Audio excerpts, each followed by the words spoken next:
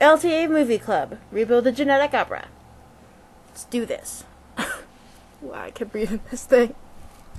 That's better. Alright, so I haven't made a review for you guys yet, but I really wanted to because Repo the Genetic Opera is probably one of my favorite movies ever. I'm a big musical fan, but this one pretty much takes the cake. A little backstory personally with this movie. I mean, I saw it the year it came out on DVD. My best friend, who happens to be a theater tech, was ranting and raving about this movie, and she's like, "Vicky, you have to see this. You have to see this movie."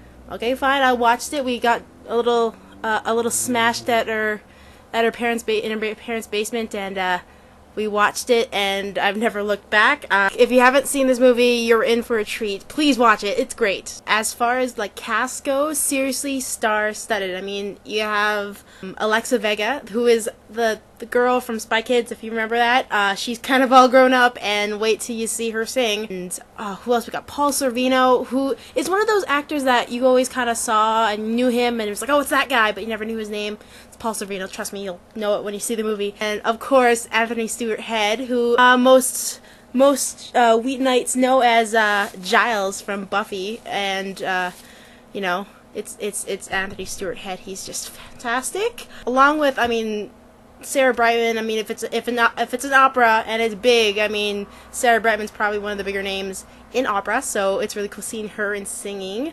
Ogre from that band, but Ogre, and of course you can't forget Paris Hilton's in this movie. Don't judge the movie by the fact that Paris Hilton's in the movie, because she's actually not that bad, but we'll get to that later.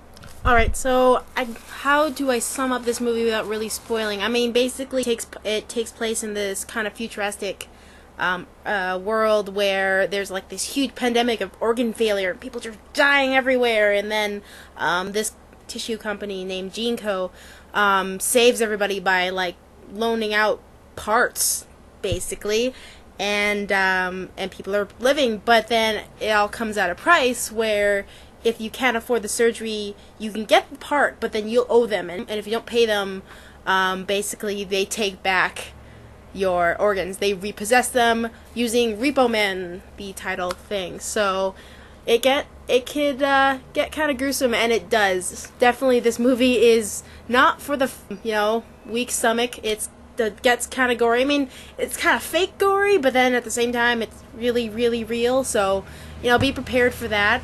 On top of that, though, it's kind of it's an opera, or an operetta. Let's not get into details. Most of the time, people are singing as they're talking, or they're singing their lines. So if that's not what you're looking for, I mean, this movie may not be for you, but I lead you, stick through it. It's pretty cool.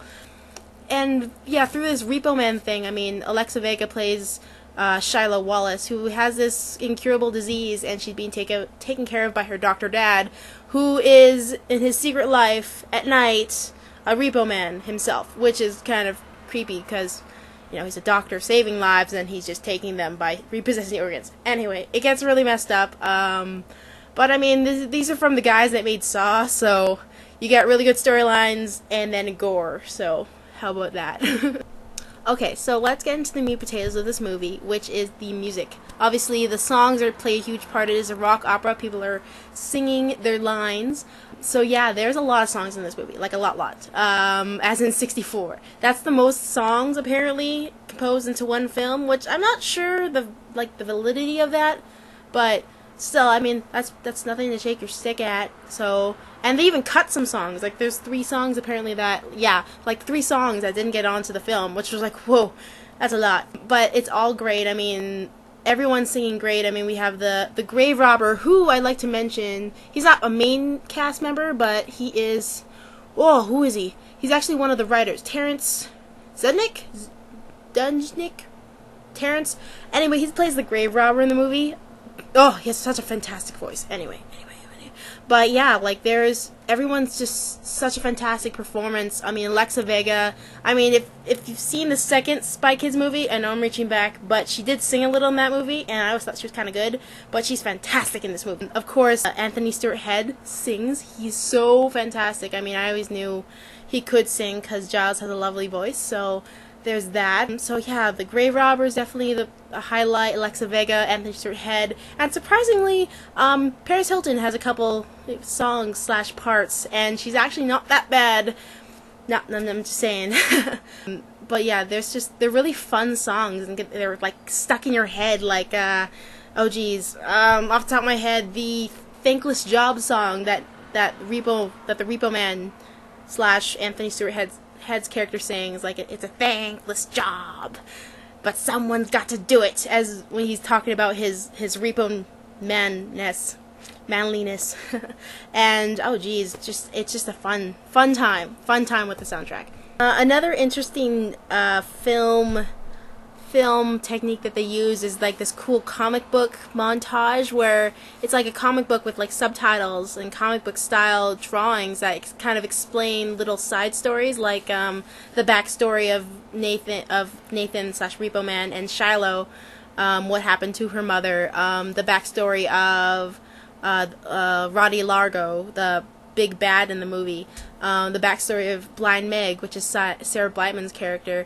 There's all these backstories told by, this comic book style, which I always thought was kind of neat and kind of it was a nice break from everybody singing, which is nice. And yeah, I always thought that was really, really cool, and they did it so well. And that's how the movie starts too. I remember watching the films, like, what am I watching? Why is this comic book? But it really ties into it really well because they take the actual picture, like the scene picture where they freeze it, and then they transition into a comic book style like animation drawing, and it was just so cool. And I don't know, I think they did a really, really good job. Well, I'm gonna end it here. I could seriously talk about this movie for I can talk about this movie for hours. I love this movie so much. I'm glad it's really hit a cult following. I mean, it's right up there with Rocky Horror and like Little Shop of Horrors and like just big cult movies where it's just fun and a fun but gory time, and it actually has a decent story and a stellar cast, absolutely stellar cast. And I'm really, really glad LTA decided to. The movie club really picked this movie, and I'm like, yay, I love this movie, and I hope to do another review. This was really fun. And yeah, I can't really think of a suggestion, so I'll just go with whatever the nation, are we calling you guys nation? We'll go with the nation.